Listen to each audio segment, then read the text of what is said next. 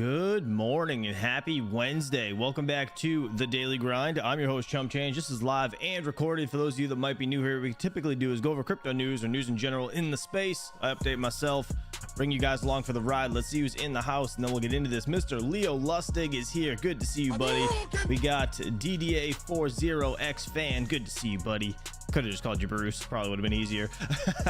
Jean-Francois, I think that's how you're supposed to say your name. That's how Max always says it. Good morning. We have all set. Let's see, Adam Williams, what's up, man? Tug Life, I love that name. Let's see, Andrew Masad, good morning. Edwin, we have Alexander, Steven Cicero, Deborah in the house, Savage White, good to see you. Perfect. Everybody, let's get into this. Bitcoin, 87,708 bucks. Look at that. Bitcoin is looking fantastic this morning. Perfect. We got Ethereum at 3170. Let's see, things are having a little bit of a pullback, but really not too bad. Just the ones I took profit on, at least. ADA, I'm happy that's coming back a little bit so I can jump back in. We got 53 cents over here. It's down 9% today. CASP is down to 13 cents as well, down 6.8% today. We got Near Protocol at $5.22. We got Litecoin at $73.40, down almost 5% today. ETC is down about the same at $21.83. We have AVAX down a little bit today, about 8%, $32.19. Dogecoin is still absolutely killing it. The Department of Government Efficiency is apparently coming to fruition, so we're gonna have to see what happens there. Obviously, it has nothing to do with Dogecoin in itself. Dogecoin is just a meme coin, but the Department of Government Efficiency is going to be a real government thing. So it's kind of interesting. I mean, I guess we're probably going to see Dogecoin continue to climb to $1. That's just my opinion. Sui over here, $3.17, 6% up on the day. Bonk has been going nuts. Actually, I saw this last night. It's up 15% as of right now, almost 16%. But yeah, it's been climbing pretty hard over there. Shiba is down 8% today. Let's see, nothing else really jumping out at me. A little bit of deep red down here. Link, I guess, is down about 5%, 5.5% or so. Let's see. Yeah, that's pretty much it there. All right, let's jump over to Crypto Bubble, see what we got over there. We got, holy shit, Peanut the squirrel. The now deceased squirrel, they barged in this dude's house and killed it. The token itself is killing it. $1, that's $1, right? Yeah. All right, I thought that was 1,000 for a minute. I almost just shit. $1.49. that is crazy. I talked about this the other, well, we briefly mentioned it the other day that it could be a coin, and man, I thought about jumping in on it, and I so should have. That's crazy, absolutely crazy. Shout out to anybody that jumped in on that one. But in comparison, nothing else is doing well. I guess except for Bonk at 18% over here. That's wild, absolutely wild. Hopefully you guys made some money on that. All right, flashbang, fear and greed index over here looking like 84. Extreme greed, you guys know once this thing gets over 75 for me, I watch it like a hawk, just to expect things to start having either pullbacks or slowdowns. But yeah, 84 is getting to that point where we see upwards near 90. We really have to start taking profits. I mean, I've been taking them from the 75 mark up. Yeah, to each his own. Do what you want to do. Don't take financial advice from people on YouTube, but be greedy when people are fearful, and fearful when people are greedy. That's pretty much the consensus there. Man, Peanut the squirrel, that's crazy. I want to look at this chart real quick before we get into everything else. Where did it start? All right, it started at about 9 cents, 7 cents, 7.5 cents. I guess over here on November 2nd. It's been about 10 days, 11 days. Jesus. Holy shit. That's crazy. The market cap. Is that $1 billion market cap? It has $1 billion market cap already. Holy hell, that's wild. That's insane. All right, top 10 coins by CoinGecko over here. By coin market cap, starting with Bitcoin at a $1.7 trillion market cap, 1.734 to be exact. We got Ethereum, Tether, Solana, BNB, Dogecoin, XRP, USDC, Lido Staked Ether, and Cardano still in 10th place at a $19 billion market cap.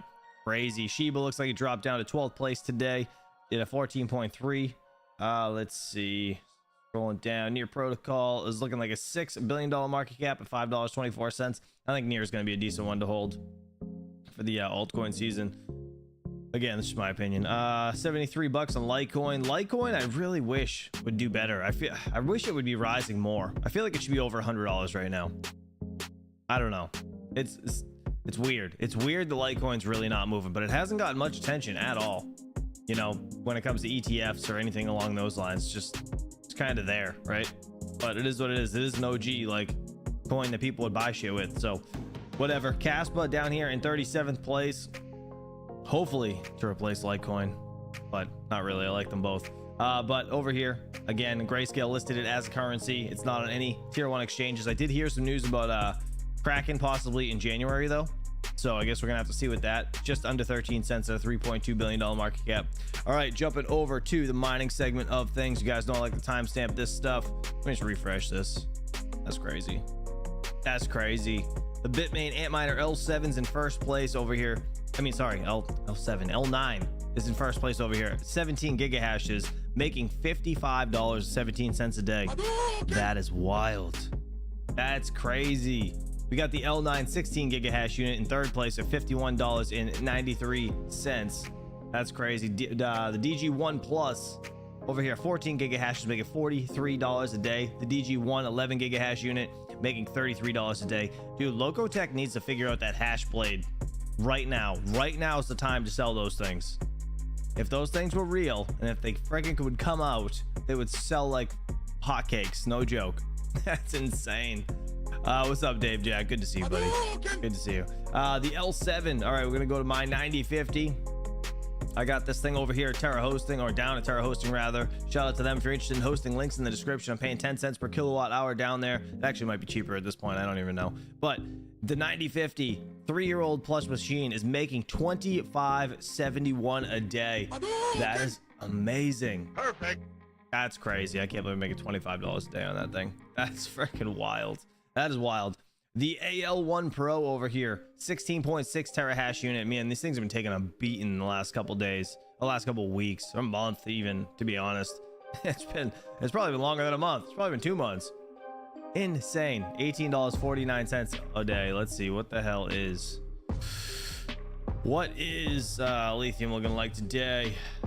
Not good as usual. $1.19. $1.19. 7 days, been on a real downturn. It's only got $100 million market cap. That's what's wild to me. This thing has an easy 10x potential, but like it just, no one cares about it. No one cares about it. It's unfortunate. I don't know. Some people like it, but I don't know. I've never really been like into a lithium, and I don't know why. I haven't, and I don't know. The ASICs I figured were gonna kill the project, and it's been hurting it. Been hurting it a lot. The 15.6 terahash unit making $17.36 a day. Crazy. The AL3 15 terahash unit making $16.39. Could be worse, I guess. Let's just scroll down a bit. Where are the Caspa miners? Well, the AL2 Lite over here from Ice River. They're the ones that came out with Caspa miners first, right? 2 terahash unit over here, mining a lithium, $2 a day. I don't know how much this thing's going for. Wonder if it's even worth it. Where is it? AS2 Lite. This thing is now making 7 cents a day. It's a 2 terahash unit, mining at 500 watts.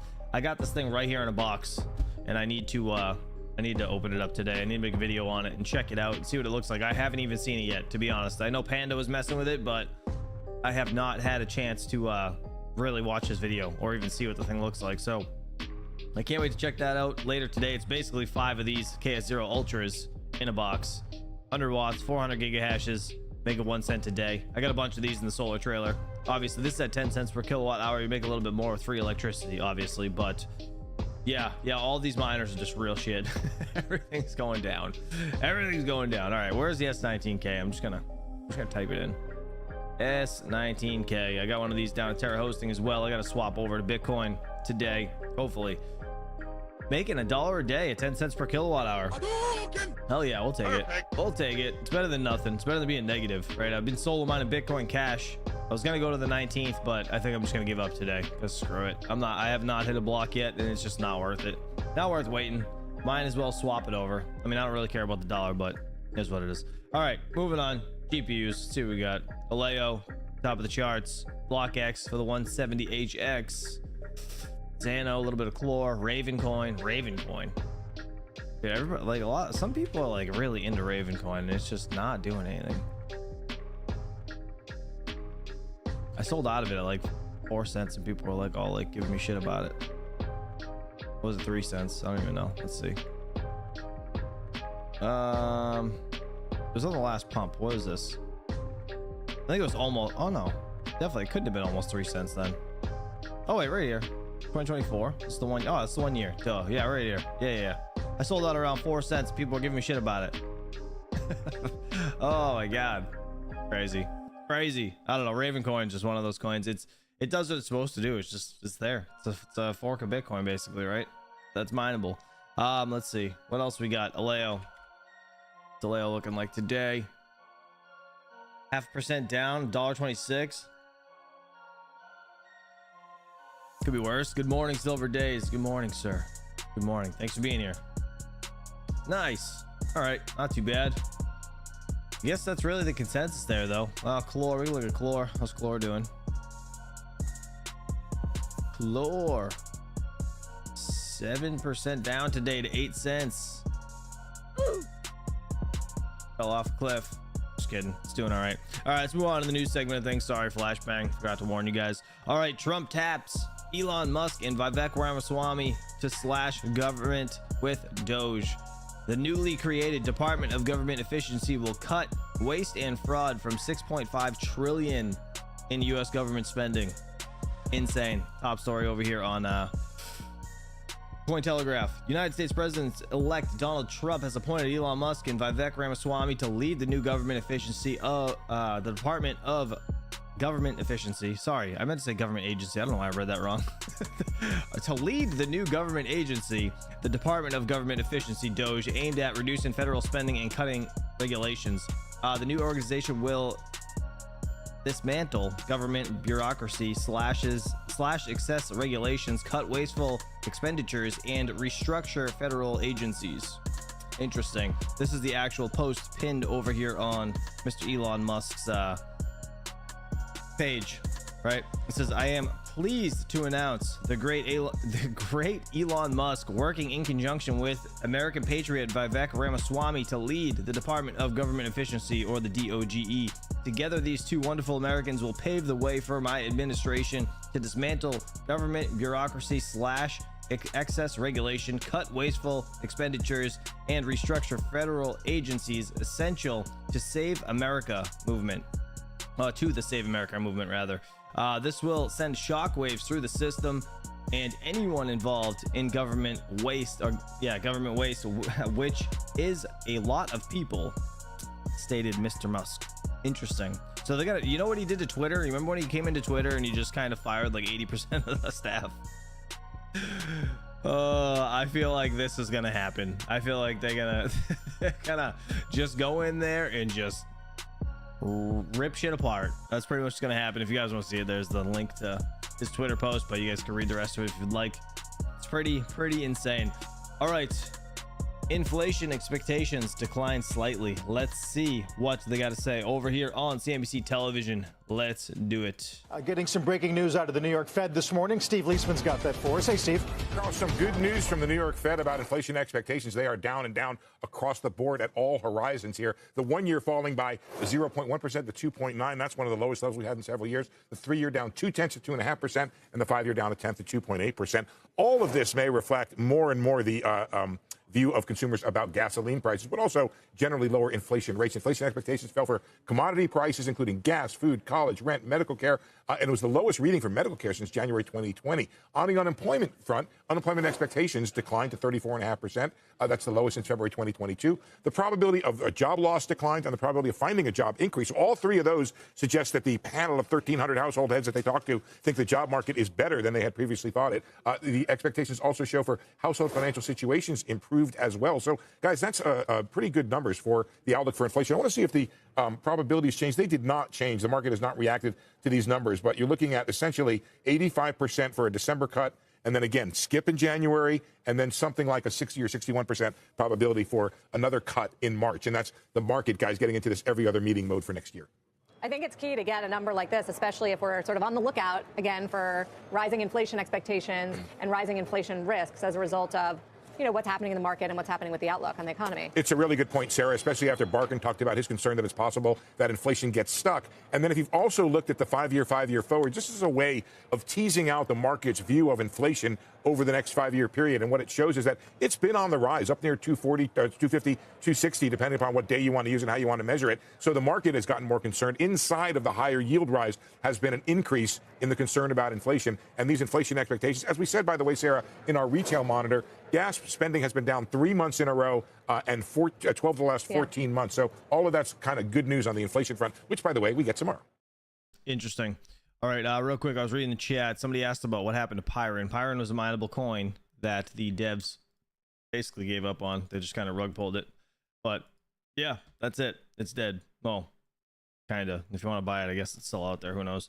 All right, software stocks see potential turning point as AI shows signs of deceleration. Let's get into it. Software stocks on a bit of a hot streak here, massively outperforming the semis. B of A today notes that today marks the best trailing 5-day performance of the IGV ETF versus the SMH and asks, is this finally software's turning point? Our Deirdre Bose is live from Box's annual BoxWorks conference out in San Francisco. And D, a lot of desks trying to make sense of what this trend's all about. Right, and the big question is, could this be a new chapter for software? A few reasons that it could be, Carl. One, it's what we talked about on Tech Check yesterday, scaling laws and this growing debate in Silicon Valley that rapid Gen AI advancements in recent years have peaked, and they're now showing signs of deceleration. If that holds, then investors, they might look to applications or software built on existing models versus buying the hardware driving major improvements in those models themselves. Two, and this is related to that first point, this is the age of agents in Gen AI. We're firmly in it. You got Salesforce, Microsoft with products, Box today announcing a new platform that enables enterprises to create and deploy custom AI agents. That is all the rage right now. And agents are a Gen AI use case meant to drive productivity and new revenue streams by automating tasks, expanding those applications, those use cases. Now, these are some of the other names that B of A says stand to benefit from that shift. ServiceNow, HubSpot, Adobe, Intuit.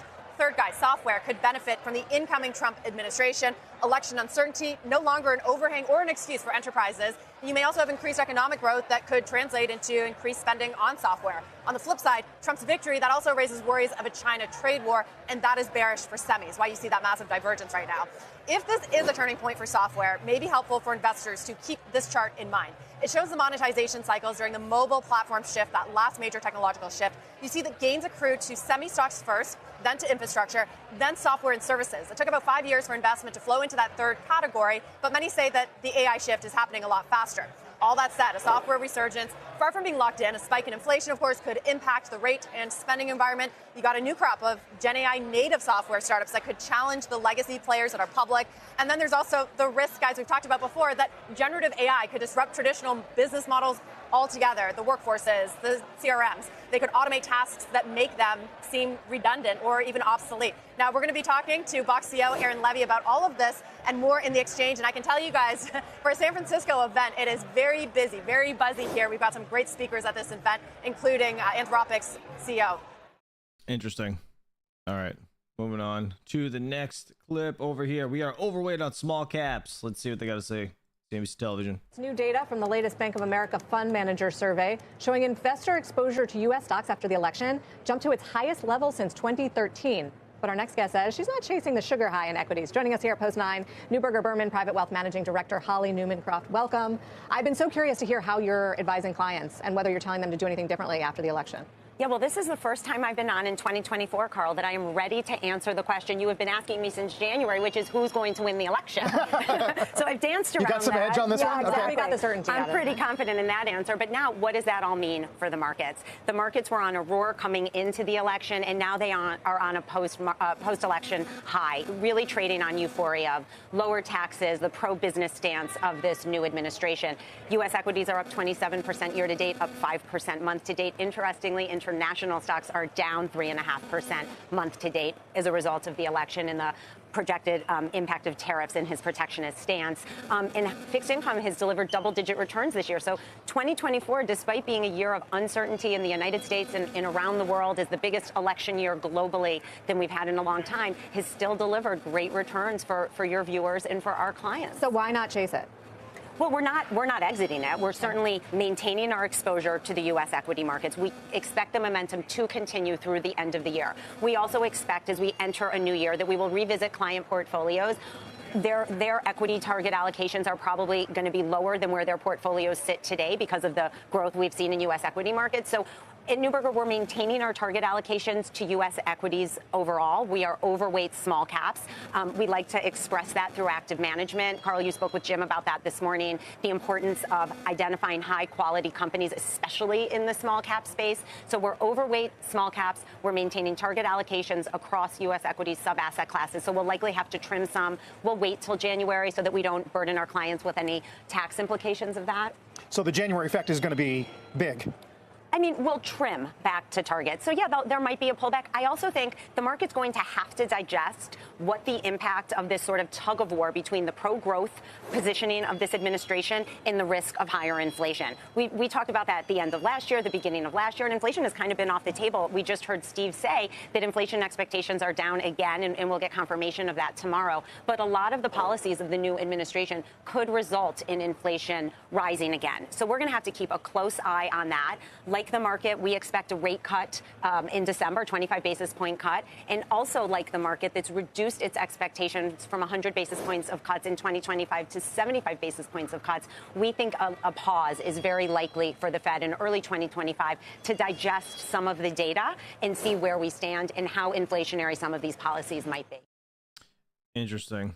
All right, moving on to, let's see, what investors should expect from Trump 2.0, from a Trump 2.0 economy. Guys, the like button. Appreciate you for hanging out. Let's do it. Actually, you know what? Shit, I wanted to show this quick. Silver and Bitcoin are like right there, neck and neck. 1.73 trillion for Bitcoin and 1.74 trillion for silver.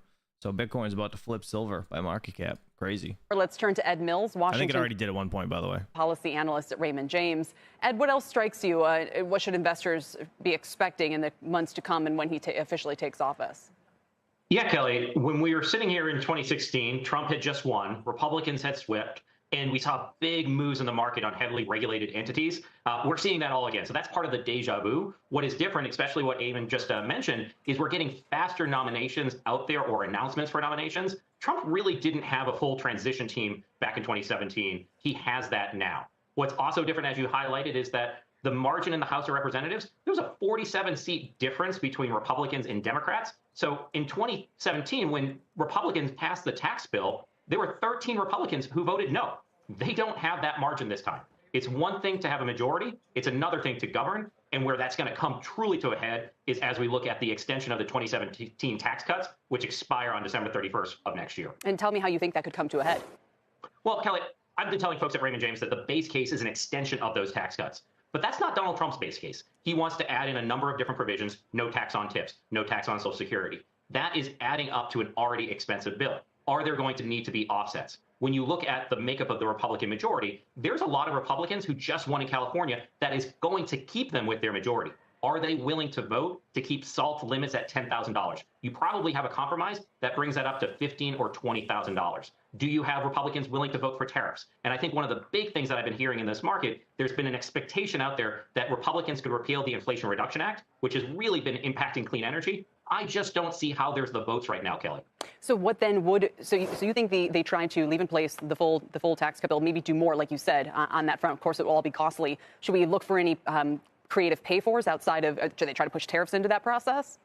Yeah, Kelly, when we look at some of the estimates, it is about $3.7 trillion to extend out the individual portions of the Trump tax cuts from 2017. Estimates on the tariff policies of Donald Trump range from somewhere from 2.7 to 3.7. Almost all of this, I've heard Donald Trump say, let someone else pay for this. It could be a compelling argument. Now, Congress has not passed a tariff bill like this since the 1930s.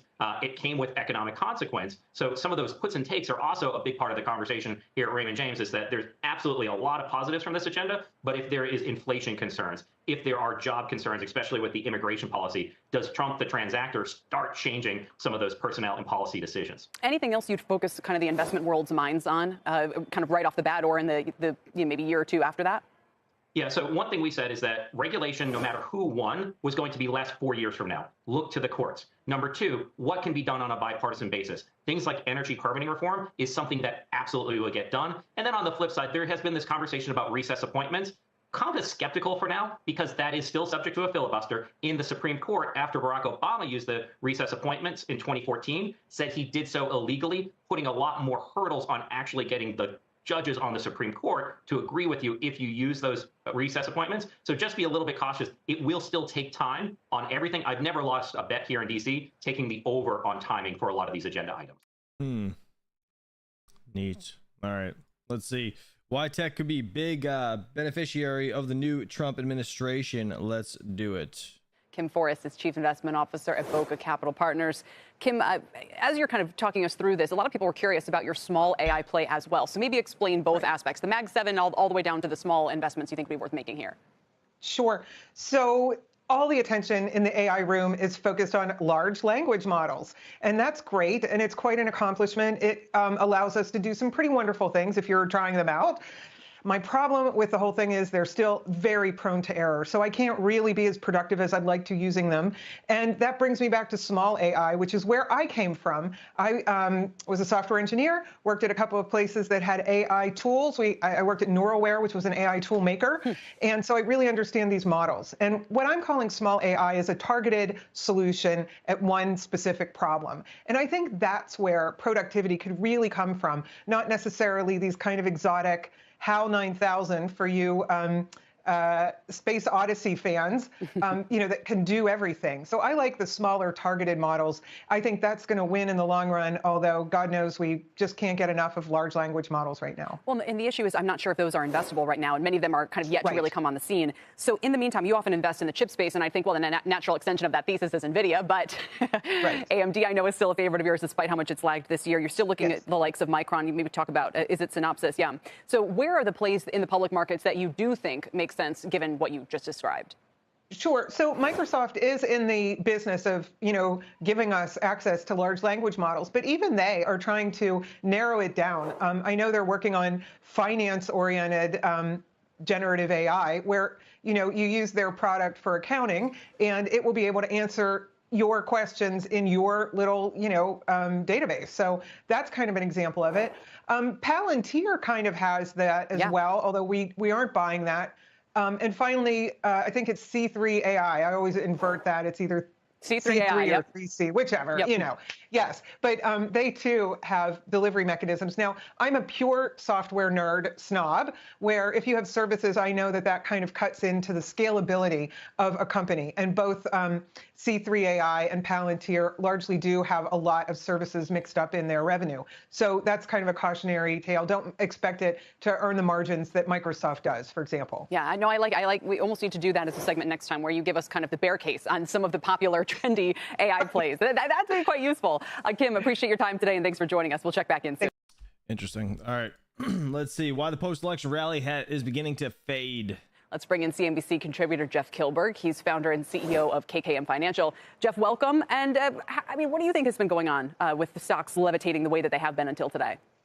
Well, Kelly, we all know markets love certainty, but we have seen euphoria. And when you see stocks stuck on automatic, it is interesting to see. We were just at 5,700 in the S&P 500 when we had that election uncertainty. Now we vault above 6,000. So I think you've seen volatility come off. I think you've seen a lot of people who were afraid of not deploying cash pre-election have been chasing this. We've also seen a gamma squeeze. You're seeing certain names, if it's the tech sector, if it's a name like Tesla, just explode to the upside. So shorts are covering, and this type of chaos, if you will, has caused a lot of people to reposition. But I do think we settle back in. I do think we understand that certain policies and tax consequences will not be implemented day one. And I'm just afraid that the last 5% in the S&P 500 has been pulled forward from potentially Q1, Q2 of 2025. And so what do you do strategically?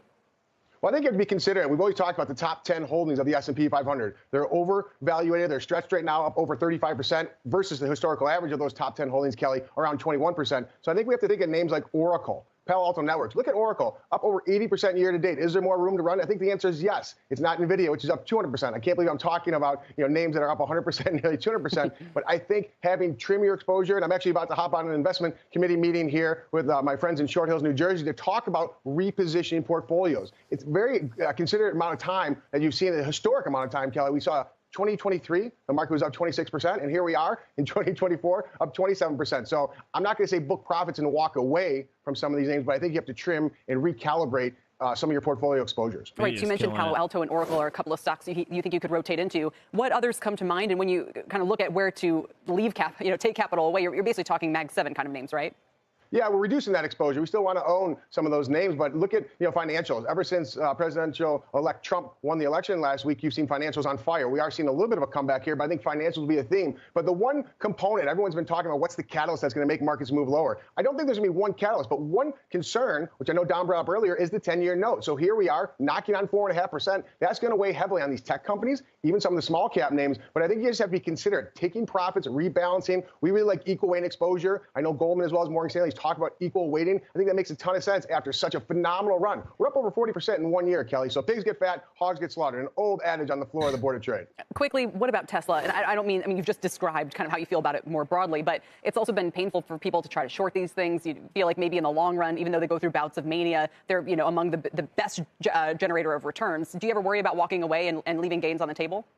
Tesla is a long-term hold. I was pounding the table as the purest artificial intelligence play back in late 2023 and in 2024. I've aggressively sold calls into this move. It didn't feel great when I was selling the 325 calls as it was trading above 350 last night. But here we are seeing some profit taking. So if you have the ability to cover your position in a covered call position, that will mitigate downside risk. I think we're going to see a lot more volatility as we go into Q4. But a name like Tesla, specifically the relationship between Elon Musk and President Trump, I think it has a continued upward trajectory. But I think it trades $300 before it trades $400, Kelly. All right, 328.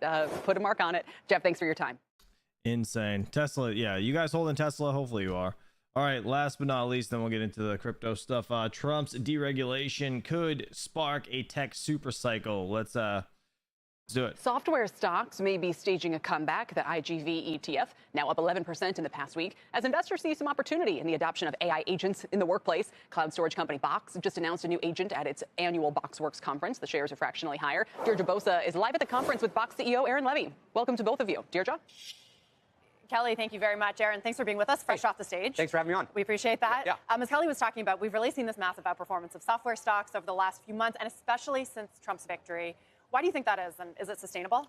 Well, probably two separate time periods there. First, I think we've just been in this wave of, companies are investing more and more in AI to drive automation across their enterprise. I think you're starting to see some signs of that play out, within the software landscape. Maybe a year or two ago, we've seen software spending, drop, pretty precipitously. That's leveled off, and I think you're seeing some signs of some positive direction. And then, post-Trump victory, I think there's some sense of, okay, we could have less regulation. That would be a boom in various, manufacturing sectors, energy, technology spending kind of, tends to correspond to those booms. And so I think we're seeing that sort of, regulation overhang and some of the investment cycle overhang begin to subside. We've seen some false starts over the last few years. Do you think that this time it's more sustainable then, given those two forces? I think we're too early to talk about sustainability. But, in general, so we're here at our customer conference, and the tone of customers is super, oriented toward innovation. How do we grow our businesses? How do we leverage technology to automate, core parts of our business, drive efficiency, drive growth? And those are what you want to hear from customers to drive these cycles. Key buzzword right now in enterprise software is agents. Yep. You, Microsoft, Salesforce, and others say this is really the next phase of generative AI. Yep. Do you think that is going to lead to more enterprise software spending? So the power of agents is you can go beyond just sort of going back and forth talking to an AI sort of assistant. Like the initial stage of Copilot. Yeah, exactly. So that's what we saw for the past couple of years. Agents is really moving us into a period where you can kind of tell an agent to go complete a task for you. Mm-hmm. That's how you get real augmented kind of workflows in the enterprise. So today we announced Box AI Studio that lets you create these agents. And we announced a new product called Box Apps that lets you build no-code applications where AI agents and other workflows can help you automate core parts of your business processes. So think contract management or invoice processing or digital asset management, or maybe you're in life sciences, you want to automate workflows around clinical drug trials. That's where we are bringing AI and workflow together for the future of content. Right, so more productivity gains, hopefully, in this stage. Let's get to the election. I know you were a vocal supporter. of the Harris campaign. You were also very quick to congratulate Trump on his victory last week. What did you learn or observe from his first administration that you will lean about, or that will shape how you think about interacting with the second administration? Yeah, so, I think if you compare the two administrations, already thus far, Trump is surrounded by a set of, individuals and leaders that I think point toward more disciplined policy in some topics, as well as a number of kind of pro-growth, pro-business, pro-innovation, sort of let's get rid of some of this red tape that has been slowing down innovation in the past. People like Elon, I think, are going to be, positive influences on driving that forward. So I think it's a very different, potentially very different administration coming in, and one that obviously we want to be extremely constructive with. Is the tone from the tech world, from Silicon Valley, different going into this second term than it was the first time around? And how much does Elon have to do with that? I think Elon is a major factor. The tone is a bit different. I think, we've seen, it's interesting. So even in this campaign cycle, I would talk to, Democrat-leaning friends and said, okay, what are the challenges that the Democrats have? And a lot of it came down to things like we have too much regulation.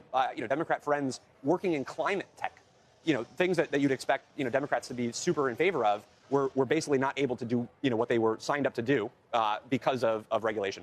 And so I think there's a tone which is, well, what if we could actually have a pro-growth, sort of super cycle that was about how do you get more manufacturing, how do you get more energy, how do we get more autonomous, technologies, whether that's, cars or AI products. And I think there's a sense of, we could be entering one of those cycles. Obviously, I was still pushing for that cycle, no matter who won. But certainly with Elon, next to Trump, I think there's a positive signal of what that could look like. It sounds like your tone has shifted a little bit, too. You were such a supporter of Harris's policies towards tech. But now you're thinking that Trump's will be very good for the industry? During campaign cycle, obviously, if you pick a side, then you want to, try and find what we can do to make sure that side is as productive as possible. Election's over, Trump won, so I think there's a lot of positive things that we can do as a country to move forward. And again, I think if you look at the potential people surrounding Trump this time around, you can see the positive influence that could drive, manufacturing growth, energy production growth, tech innovation growth. And so I want to be optimistic that plays out. Kelly's got a question for you back in the corner. That's a great line of questioning there. Aaron, I just wanted to ask you if you think that the killer app of AI at this point is really in code, in generating software, where we've seen just incredible productivity and maybe bringing more people, more creators into that world who wouldn't have had the technical expertise previously. I mean, I'm shocked at how much these are already kind of enhancing workflows in a lot of companies. Maybe you can speak to that. Yeah, so Code was the original killer app for AI. So GitHub Copilot, invented a few years ago, was kind of the first breakthrough where you saw these generative AI models really drive instant productivity gains. So you're writing out software code, and it's sort of predicting what the better next line would be of that code. That was like the big aha for so many in software. And then ChatGPT was kind of the big aha, I think, for consumers and more of society at large. And what you're going to continue to see is this idea with AI, which is, could we lower the barrier to executing critical tasks or work, whether that's generating images for a creative task, whether that's generating code for building software, whether that's reading through a legal contract to provide, a summary or a review, or labeling digital assets so you can, enable a digital, kind of asset management workflow. That's kind of the real power of AI. And so it's meant as a supercharger for all of our collective productivity, starting with code, but I think you're going to see it across so many other spaces. Like, what did Sam Altman say? He said that the next business is going to be billion-dollar business could be built by just one person. And it's not inconceivable. It's not. It's absolutely not inconceivable at this point. Aaron, thank you so much for sharing. You do anything with AI today? All right, moving on. CNBC Crypto World Bitcoin rally hits pause after approaching 90,000 for the first time. Actually, it did register like 90,100 on one exchange. I don't know which one it exactly was, but I heard it this morning, actually. But either way, let's do it. Now, cryptocurrencies are hitting pause on that red-hot rally that pushed Bitcoin near $90,000. By noon Eastern, the cryptocurrency was up over the 24-hour period, but retreated from that new all-time high of $89,983. Ether also pulling back from its intraday high of $34.44, trading at $3,200. Dogecoin, meanwhile, marking a new all-time high of 43 cents overnight. Now, that is a 152% gain from before the first poll closings on Election Day a week ago. That's not a new all-time high. What? Prices are still changing quickly, so head over to CNBC.com for the latest market moves 24/7. Someone's getting fired on the teleprompter. That's not a new all-time high. Dogecoin hit 73 cents last run. All right, so we're still awaiting final results in the 2024 election as vote counts still roll in. Just last night, NBC News projected the Democrat Ruben Gallego has won the race for Senate in Arizona, defeating Republican Carrie Lake. Now, Gallego is one of dozens of candidates backed by pro-crypto interest groups, with $10 million in donations from the Fair Shake Crypto PAC for his Senate bid. I spoke with Clev Mesidor, the founder of the National Policy Network of Women of Color in Blockchain, about the growing list of wins for the industry. Nope. Sorry, not listening to it. All right, moving on. Videos of the day. How long will Bitcoin pump? Let's do it. Lark Davis. How long, realistically, can Bitcoin rally for? Well, I want to take a historical perspective on this. Look back at the 2016 breakout, the 2020 breakout. Look at how long they lasted, how fast Bitcoin moved when it started moving, and try to extrapolate a little bit of that to where we are now and what we might see over the next few coming weeks, okay? Strap in, let's get it. So, first and foremost, here's the reality. Many people, we went to 90K today, didn't we? What a beautiful, beautiful rally for Bitcoin, isn't it? Just nice. Well done, Bitcoin. Well done to everybody, of course, holding Bitcoin who believed all of this time that this could even be possible. First and foremost, okay? Second, a lot of people are going to rush to sell here. Right in here or here. They've already sold. They sold right here, man. Oh, man, $75,000. We're out of this. Get out of this scam before it goes zero, man. How many of you guys sold Bitcoin and took profits on it? I didn't sell any Bitcoin. I'm not going to sell Bitcoin because I know it's going to go higher. But what are you guys doing? If you just selling alts, you sold anything, let me know in the chat. Have you sold Bitcoin or not? Look. Historically speaking, we're going to have the evidence for us momentarily. Historically speaking, selling Bitcoin immediately on the breakout of a multi-year consolidation accumulation period is a terrible idea, okay? We'll back that up with some evidence here in a second. One thing you have to keep in mind, you have to get over your bear market PTSD. I know it's been tough. I know it's been a crazy 2024. I know 2023 was brutal. I know 2022 was just like getting, I don't know, just smashed in the face again and again and again. I was here. I know it's rough. I'm seriously taking a break next bull market, guy or bear market, guys. It'll be like 6 months off. I don't want to watch the train wreck again. Anyway, besides the point. Dude, this next train wreck's gonna be rough, but I think 2025 is gonna be somewhat decent. Where are we at right now? Well, let's go back for a little bit of history lesson. We'll look at 2016 first, then we're gonna look at 2020, and then we're gonna try and extrapolate some information onto where we are right now in the cryptocurrency market cycle. So, okay, look here. Here we go. So this is April 2017. Now, actually, the price of Bitcoin got over previous highs, retested previous highs back here in January 17, got over previous highs in March. Big correction, so you got big volatility. Much smaller market cap back then, obviously, so much bigger swings on a day-to-day basis. Still huge volatility, of course, in the cryptocurrency market. Anyway, so we finally broke out, okay? This is the breakout moment. And from the breakout moment, orange line here is where the previous high price was. From that breakout moment, it took 8 weeks, 8-week rally. Look at that bad boy. Gosh darn. The price went up 154% over an 8-week time period. Huge price gains. Massive, massive rally. 2 months straight of green weekly candles. Big volatility sometimes, too. Look at this week of 22 May. Price got up to $2,700, and it was all as low as $8. Dude, looking back at 2016, $1,300 Bitcoin, up to a $3,000 Bitcoin. $1,800 in that same week. Almost $1,000 price difference from the top to the bottom, and that's pretty big considering the price was only like, $2,800 at the max. That's a huge swing. Price finally topped out here in June 17. And then, of course, we saw a big correction coming down. Look at that. Beautiful. Right back, man. Right around here is where I bought my first Bitcoin. That was a good time back then. Anyway, 37% price correction over the next 5 weeks. Huge price correction after a big run higher. Okay? So that was the initial breakout moment from the previous highs. You can see fading it right here and say, oh, well, great. We're finally at $1,400. I better sell right now. That would have been a mistake. And a lot of people probably did sell right there because they were tired of holding through all of this bullshit right here. It's taxing psychologically on people. I understand why they sell. I do. Emotions. Now let's talk about the 2020 breakout because I think there's some very interesting lessons for us here as well. However, real quick before we do that, I just want to let you know about this crazy. No, fucking damn it. Let's talk about the 2020 breakout. Again, very informative for where you may want to consider we could go, right? No one's got a crystal ball. What happened in the past is not necessarily what's going to happen in the future. Investing in crypto is risky. You can lose all your money, okay? Never forget that. Oh, interesting. I wonder if he's going to say maybe 2 weeks instead of 4 weeks. The last one was 8. So we saw this beautiful breakout here. First weekly candle. What a beast, right? 20% plus weekly candle. Beautiful move, right? Some people would have sold right here because they'd bought it $15,000 or $18,000, $19,000 in 2017. They held through and they ate shit for years and they sold the second they were at break even or just slightly over break even. Historically speaking, Bitcoin does not reward those who do that. At least it doesn't reward them very much. As you can see in this scenario, we had a 115% rally over a 4-week period. Okay? Beautiful rally. Also, huge volatility. Again, look here at the week of 21 December. Lowest price was $22,000. Highest price was $28,000. So that's $6,000 worth of price swings up and down. But that's some pretty big. The last one was also over 100% swing. We're still decent ways away from 100% swing. Percentage-wise moves up and down. Now, after that 4-week rally, we saw a 31% correction. 31% correction. Look at that. And that lasted 4 weeks until the market started going higher once again. Very interesting.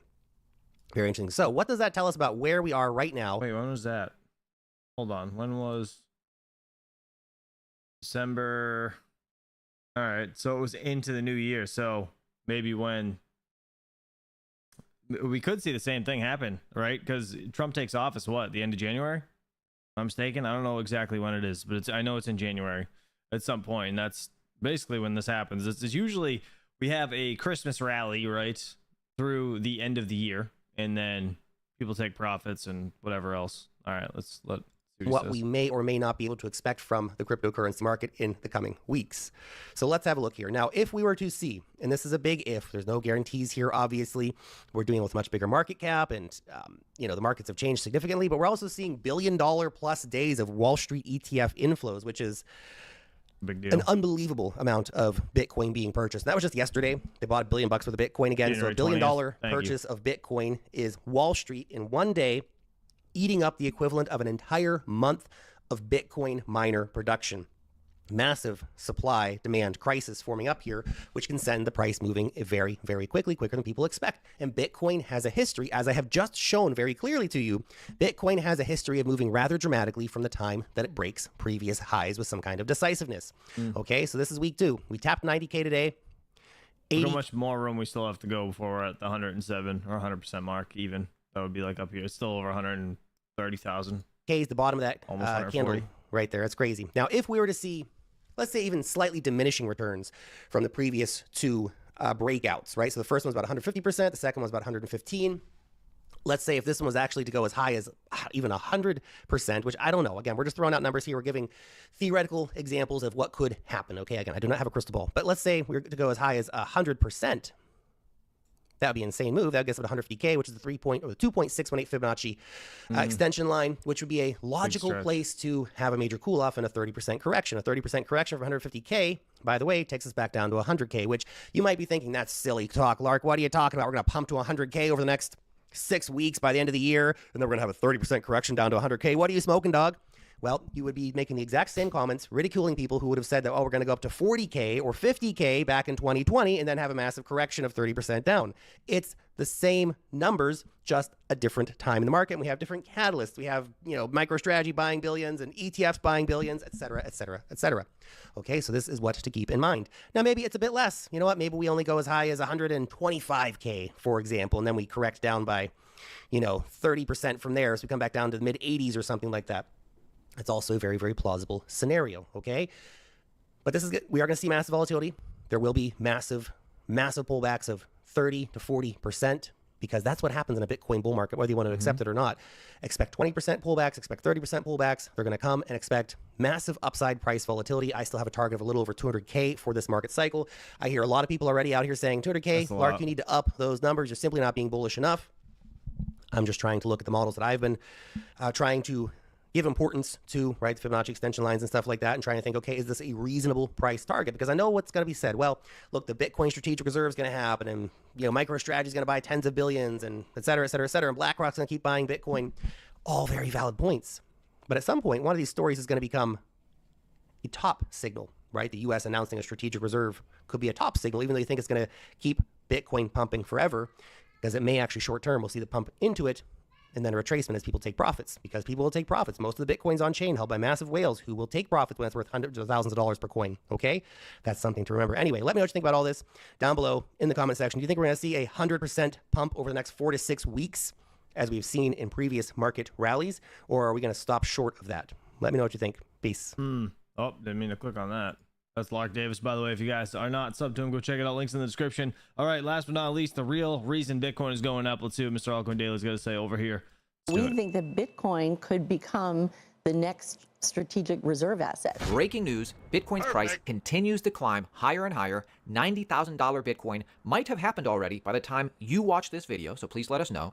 Look, the real reason that this is happening so suddenly, and by the way, we were posting videos every day for months and years alerting you that this could and would happen. So if you want to make money in crypto in the future, make sure you subscribe now, turn notifications on, and watch every day. Now, the real reason that this is all happening so suddenly is twofold. Number one, the market is pricing in Donald Trump's Bitcoin strategic reserve strategy. I think that actually not only does President Trump like Bitcoin, he holds Bitcoin, he also wants the United States to hold Bitcoin. And so he's going to put together the strategic reserve of Bitcoin, which will be incredibly important. I think it'll be a flag that he plants in the ground and says, hey, I promised I was going going to do this, and I did in the first 100 days. Why is that a big deal? You have a strategic reserve, you're building it, and by having to buy Bitcoin to have in it, right? So it furthers the demand. Well, central banks around the world, they hold gold, many other assets, Right. and so anytime that you can go and get the best store of value asset in Bitcoin, which it has been for the last 15 years, I think that's a good thing. And that really is the key to all of this, by the way. We hope that the plan includes not only holding the Bitcoin the U.S. already has, which we know it will, Trump's strategic Bitcoin stockpile. We know that he's going to do this already. For too long, our government has violated the cardinal rule that every Bitcoiner knows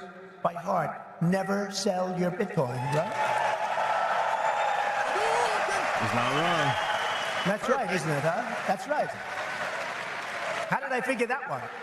Never sell your Bitcoin. And so, as the final part of my plan today, I am announcing that if I am elected, it will be the policy of my administration, United States of America, to keep 100% of all the Bitcoin the U.S. government currently holds or acquires into the future. We'll keep 100%. I hope you do well, please.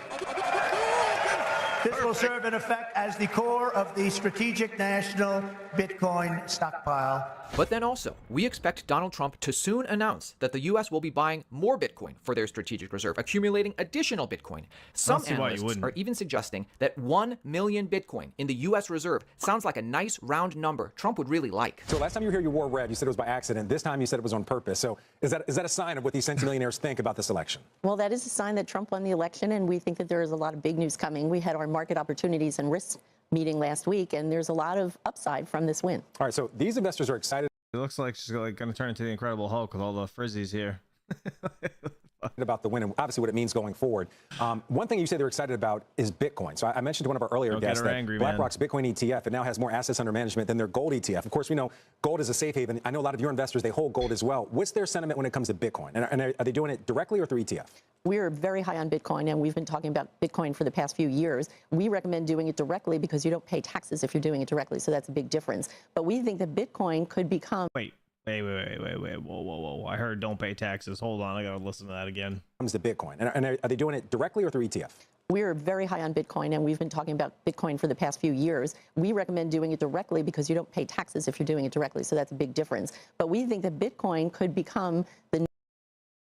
Am I hearing this wrong? What? You said do it. Yeah, no, I understand that, but like the whole pay taxes part. How oh yeah, I'm so fucking lost. I gotta see what his question was again. I'm sorry. And obviously what it means going forward. One thing you said they're excited about is Bitcoin. So I mentioned to one of our earlier guests that BlackRock's Bitcoin ETF, it now has more assets under management than their gold ETF. Of course, we know gold is a safe haven. I know a lot of your investors, they hold gold as well. What's their sentiment when it comes to Bitcoin? And are they doing it directly or through ETF? We're very high on Bitcoin, and we've been talking about Bitcoin for the past few years. We recommend doing it directly because you don't pay taxes if you're doing it directly, so that's a big difference. But we think that Bitcoin could become the next strategic reserve asset. So the country now holds... This lady. Oh, no. She said this on TV. Holds 232,000 Bitcoin. No. We think that Trump could bump that up to over 1 million. So you think it would replace what gold was back in the day? People, you got to pay taxes, all right? You got to use tax software. What is she saying? What is happening? It's like there's going to be a quote-unquote Bitcoin Fort Knox, essentially. Exactly. We think there's going to be, it's not going to replace, it's going to augment. So it will be incremental. Really interesting. Hey, buy gift cards to your favorite brands with the Fold app. How about you don't scan that code either, please, people. Jesus Christ. First gift card. Now, the other big reason why Bitcoin, Solana, Ethereum, Dogecoin, crypto at large is all moving higher and higher is because for the... Oh, she's quoting Trump, no taxes on Bitcoin. Yeah, Hadouken into that because there shouldn't be any taxes on it until you sell it. But hey, the last 7+ years, the U.S. market have depressed this industry. Gary Gensler and their cohorts have kept this industry down, and the market is now pricing in fair crypto asset prices. Now that the U.S., the biggest capital market in the world, is for crypto and will have fair rules and regulations very soon. I think Anthony Scaramucci actually explains this global financial shift that's happening now here perfectly. Listen. There's a lot of talk here about that. Maybe a different sort of regulatory approach to the crypto sphere. I mean, I guess anything's going to be different than what we got out of Gensler, but a different regulatory approach to crypto. Obviously, the election of several congressional candidates who have pledged to be pro-crypto. How much weight do you put behind that as a catalyst for more meaningful gains beyond what we already had? And we're up like 30% since the election. Him and his company are getting sued for $100 million from FTX. It's kind of funny. So you see, I think that the whole thing has been ridiculously depressed. Meaning you haven't found price discovery in Bitcoin yet, or assets like Solana or Ethereum, primarily because of the debacle that took place in 2022, and then the requisite ridiculous regulation by enforcement, the capricious nature of the regulation, the various lawsuits that the SEC lost. I think, Gary Gensler, frankly, has probably been the worst commissioner that we had in the 90-year history of the SEC. And I think when they're doing the autopsy on the side of the Democrats, it's really Elizabeth Warren and Gary Gensler that weightily contributed to them losing the House and Senate because, the crypto people got involved. They were looking for fair regulation. No one's looking for laissez-faire regulation. They're just looking for rules-based guidance, not regulation by enforcement. So I think we're going to get that. And I think what you're seeing right now in the marketplace is the market is now searching for a level of fair pricing that we likely would have had Gensler just complied with the laws. When you got the Bitcoin futures approved in November of 2021, it would have made sense to anybody that looked at our administrative law that say that the cash futures would have been approved 3 or 4 months later. He made Grayscale go through a lawsuit. He made a lot of people's lives nightmares, if you will, for no reason. Of course, he lost that lawsuit. Those things came into place in January. Yeah. But now that the market can see that it's going to be more fairly regulated, it's searching for the right price for Bitcoin. And we're still at a very low price for Bitcoin, frankly, in terms of what Bitcoin is to the world. It's not a stock, it's an asset class, and it should trade a lot closer to where the market capitalization is of gold. And when you listen to other industry leaders like Brian Armstrong, CEO of Coinbase, you quickly realize, you see that exactly what crypto holders had hoped to happen for the last 7 years is happening now. The regulatory shift is real, and Brian Armstrong gets specific here with what exactly he expects to happen next because of it. Listen. It's really the dawn of a new crypto era with this election that just happened because it's the most pro-crypto Congress ever. We had 268 pro-crypto candidates elected to the House. All 9 new senators that got elected had either an A or a B rating on standwithcrypto.org. And of course, in the White House with President Trump, there's a full-throated endorsement of crypto. And so we couldn't be in a better position to finally get some clarity and start to rebuild the crypto industry in America again. What is it that you see happening exactly? One of the most exciting things about this new Congress, which is the most pro-crypto Congress ever, is that I think we finally have a chance to get some regulatory clarity in the U.S. about some of these big open issues that, frankly, under Gary Gensler, we just haven't gotten any clarity for a long time. So which of these assets are commodities, which of them are securities? That requires the SEC and the CFTC to come together and collaborate on rulemaking, or to have Congress really step in and pass new legislation. So there's an opportunity to do that. The FIT 21 bill, which passed with strong bipartisan support in the House earlier this year, it's now making its way through the Senate. And with any luck, we'll get that passed through the Senate and make it to the president's desk here, either in the lame duck or early in the Trump administration. Look, guys, this is going to blow through $90,000 at any moment. It probably already happened. Let me know in the comments. And then after that, all bets are off. So make sure you're subscribed, have notifications on. That way, when we release the videos immediately, you can be the first one to comment and your comments can rise to the top. We have a top altcoin video coming out very soon. I mean, we've already talked about some top altcoins in recent videos, but definitely follow us on Twitter, subscribe to us on Twitter, subscribe to us on YouTube. See you tomorrow. All right. Shout out to them for that. Let's get into the recap segment of things. Gotta get back to daddy duty. My kid's yelling at me. She wants more cereal. All right, Bitcoin 87,835 bucks. Looks like Ethereum is at 3167. We got Solana 207 bucks. Everything is looking really good. Still having a bit of a pullback on ADA over here, which is good. I think to be honest, I was looking at the chart. Where was I? Over here while we were watching this, because I'm expecting it to probably come down to the 46 mark. That's kind of where I'm like waiting to buy back in. I want to see what happens, because yeah, I mean, I don't know, we'll see. I don't know if it's going to go down to 46, but that's in between here is where I'd like to see Cardano come back down to. So we're gonna have to see what happens there, but that's kind of where I'm watching it. I got out, took some profits. Caspa, same thing. It's probably going to go down quite a bit, just my opinion. You guys do what you want, but I think it's, I don't know, maybe close to 10 cents or so. Again, if I had to guess, it looks like it's on a downward spiral right now. We got XRP at 67 cents. XRP actually climbed quite a bit yesterday, which was surprising. It usually never shows up to the party, if at all. So yeah, kind of shocking. Dogecoin looking real good at 38 cents. I don't think Doge is going to be going down too much.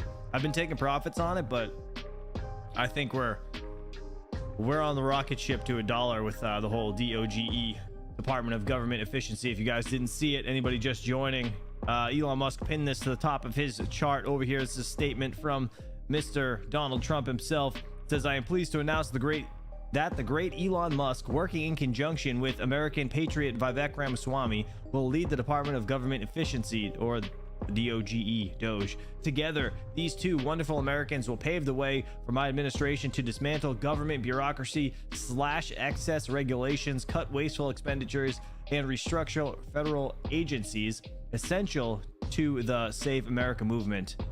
Insane. This will send shockwaves through the system and anyone involved in government waste, which is a lot of people, stated Mr. Musk.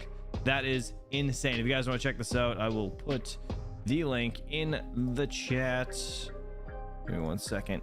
I don't know if you guys remember when he took over Twitter, he fired like 85% of the staff. So I am excited to see what happens with this shit, because it's probably going to be crazy. But even though Dogecoin's not related, you guys know Elon Musk tweets anything about Doge and the thing goes to the moon. So I'm assuming Dogecoin's going to be a good bet. I would just, if you have any Doge, if you're holding it, just wait.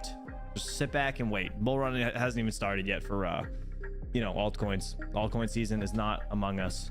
All right, let's see over here. Oh Jesus, look at this Peanut.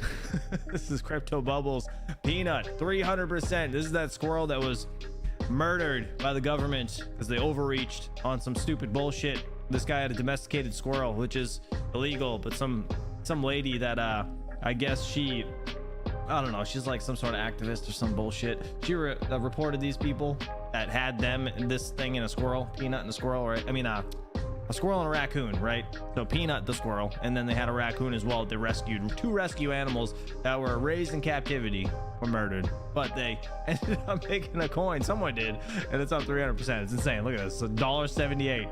Crazy. I think started off at like 7 cents or something. We looked at it a little while ago. Crazy. Anyways, flashbang fear and greed index over here, 84. Extreme greed. You guys know how I feel about this. Over 75, I start taking profits on certain things. Obviously this is the bull run. It's a little bit different. Don't sell a lot of your stuff, but it's okay to take profits just for the little pullback so you can get back in. That's just my opinion. Put some on the sidelines, but you guys do what you want to do. I don't sell my Bitcoin because I know it's gonna continue from here. That's it. Be fearful when people are greedy, though, and be greedy when people are fearful. That is the famous words of Warren Buffett. And with that being said, you guys have a great, happy, and safe Wednesday. I gotta get out of here. Back to daddy duty as always. I'll see you guys bright and early tomorrow morning, 7 a.m. Eastern Standard Time. And until then, peace out and have a good day.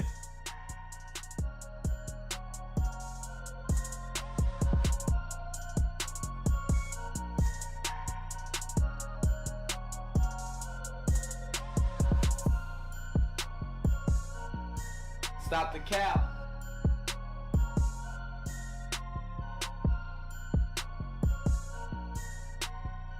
If she don't hawk to her, we don't talk to her.